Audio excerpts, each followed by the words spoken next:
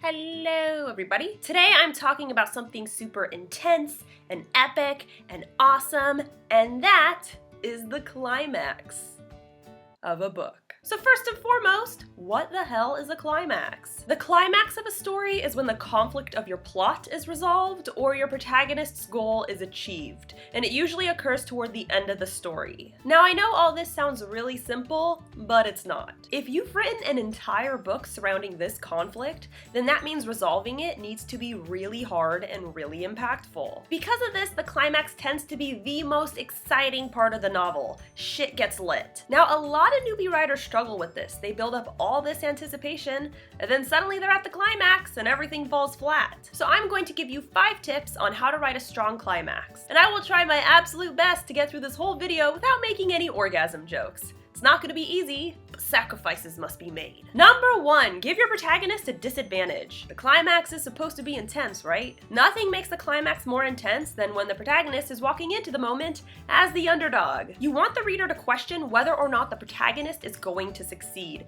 If they feel like shit's in the bag, it's not going to be exciting. So have your protagonist enter the arena as the expected loser. And this can translate into all, if not most, fiction genres. If you're writing a war story, make sure the protagonist's army is significantly outnumbered. And if you're writing a love story and your protagonist is fighting to win his girl back, make sure she's already dating someone new. Putting your protagonist at a disadvantage is the key to ramping up the anticipation right from the start. And that's what you want. You want your reader interested in the climax from the moment it begins to the moment it ends. Number 2, your bad guy needs to be badder than ever. Got a bad guy? You probably do. In this case, your bad guy needs to be bad as fuck. I'm talking lethal. Even if you don't have a bad guy, you probably have an obstacle of some kind. Maybe it's disease, famine, the weather, whatever. Whatever the obstacle is, it needs to suck the absolute most at the climax. Now I know you might be thinking, but Jenna, if I make my bad guy unstoppable, how's my protagonist going to succeed? I don't know, figure it out. That's your job as a writer. But I'm telling you, there are few things more disappointing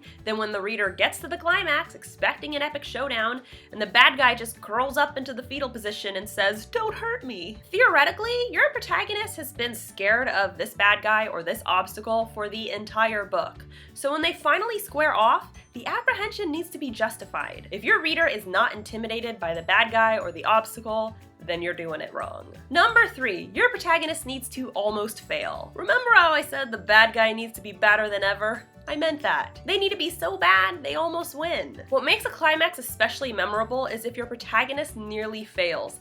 This, of course, is assuming that you're writing the kind of climax where the protagonist eventually succeeds. And this is not just my opinion. There are tons of studies on storytelling that state that climaxes where the protagonist almost dies or they almost lose their lover are just more powerful and more enjoyable. Audiences respond to them. They like them so much more than climaxes where the protagonist instantly succeeds. And there's a good reason for this.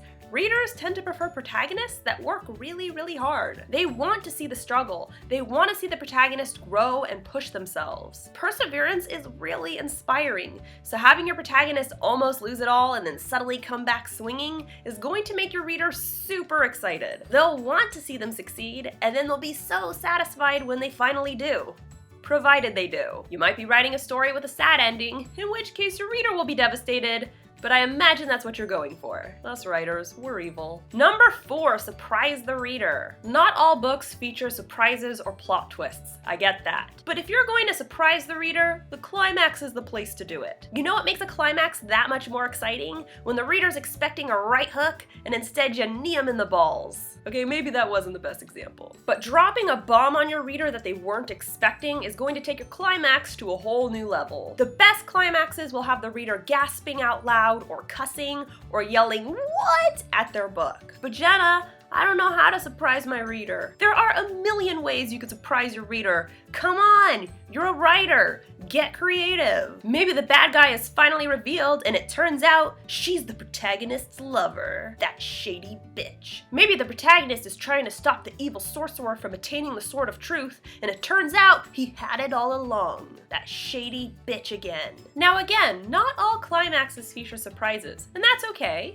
But you really ought to consider it, because a plot twist is guaranteed to take your climax to the next level. What the And number 5, make it climactic. There is nothing more disappointing than an anticlimactic climax. It's the climax. It's the most anticipated part of the book. Pull out the big guns. Get shit firing off. It's the climax. The climax doesn't have to be the reader's favorite part of the book, but it does need to be the most intense. A good rule of thumb is to look back at other exciting moments in your novel and try to surpass them, because your climax should reign supreme in that department. This is the moment everyone's been waiting for, so you gotta deliver. Now, I shouldn't have to tell you that the climax needs to be climactic, because they're basically the same word. But a lot of newbie writers miss this step. They finish off the book all nice and easy, and the reader's sitting there going, that's it? I read this whole book for that? Don't make the reader feel like they wasted time on your book. Melt their brains, leave them wanting more. So that's all I got for you today. The climax is one of the most important parts of your novel, if not the most important part, so you really gotta sell it. At the end of the day, the key is to put the odds against your protagonist and make them work really, really hard to achieve whatever goal they're trying to achieve. This is gonna keep your reader on their toes and rooting for the protagonist's success. With that said, I wanted to say a quick thank you to everyone. Many of you know I've been really, really sick for a week, which is why I missed my last vlog. A bunch of you have sent me well wishes. It was really, really sweet, and I'm feeling a lot better. On that note, don't forget to subscribe to my channel. I post new videos on Wednesdays. Eve the Awakening is still available in ebook and paperback on Amazon right now. You can also order a signed copy. All the links are listed below. And if you have any questions or if there's something you'd like me to talk about in my next video, be sure to tweet me at Jenna Moreci. Bye! The climax is one of I'm dying.